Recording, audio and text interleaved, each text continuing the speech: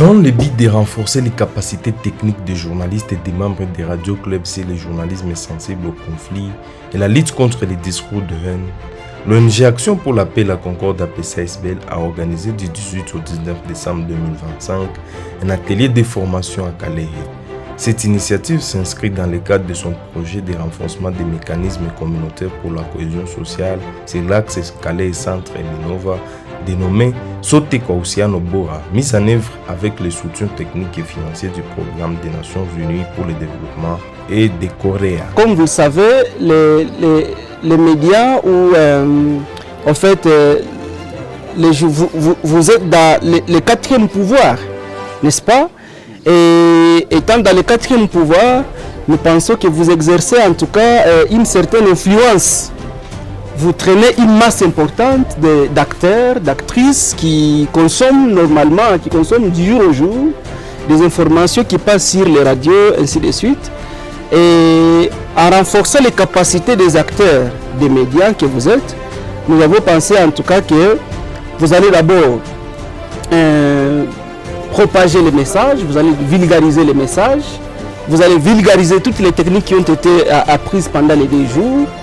Et surtout, vous allez avec la communauté identifier, éduquer la population sur la meilleure communication qui soit capable de lutter contre les discours de haine dans les interactions sociales ici à Calais. Donc voilà un peu en tout cas. À l'issue de cette formation, les participants ont exprimé leur ferme engagement à devenir des acteurs de paix et de cohésion sociale. Ils se sont engagés à produire et à diffuser des contenus médiatiques, reportages, émissions, messages sensibles aux dynamiques des conflits, résolument tournés vers la lutte contre les discours de haine.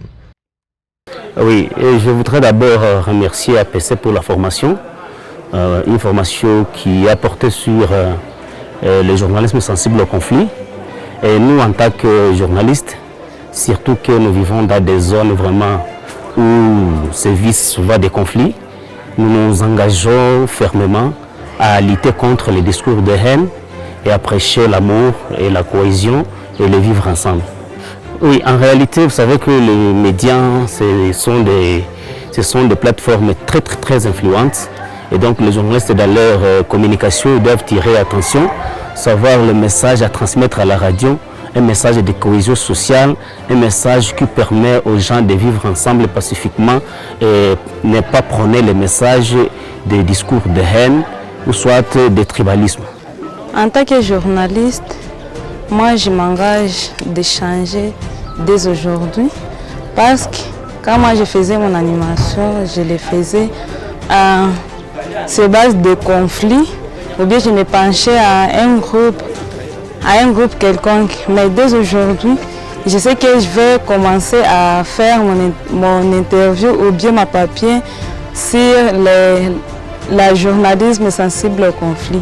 Prime abord, nous remercions d'abord l'APC pour avoir réuni plus de 40 journalistes du territoire de Calais. Mon engagement par rapport au sujet du journalisme sensible au conflit et les techniques de lutte contre les discours de haine est que nous allons vraiment sensibiliser d'autres journalistes, savoir comment traiter des informations après avoir vérifié des informations à caractère communautaire qui ne doivent pas contribuer à la haine dans nos communautés.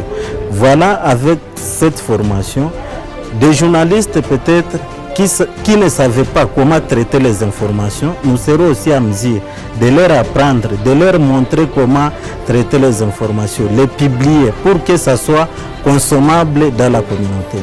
Les territoires de Calais ont profondément été affectés par des conflits armés ayant engendré des crises sociales, sécuritaires et humanitaires majeures, déplacement massif des populations, montée des discours de haine intercommunautaire et dégradation des infrastructures sociales de base. Cette situation a rendu la cohabitation entre déplacés internes, retournés et communautés hautes particulièrement complexe, exacerbant les tensions autour de l'accès à la terre, aux ressources, à la participation communautaire et à la gouvernance locale. Dans ce contexte, les médias jouent un double rôle.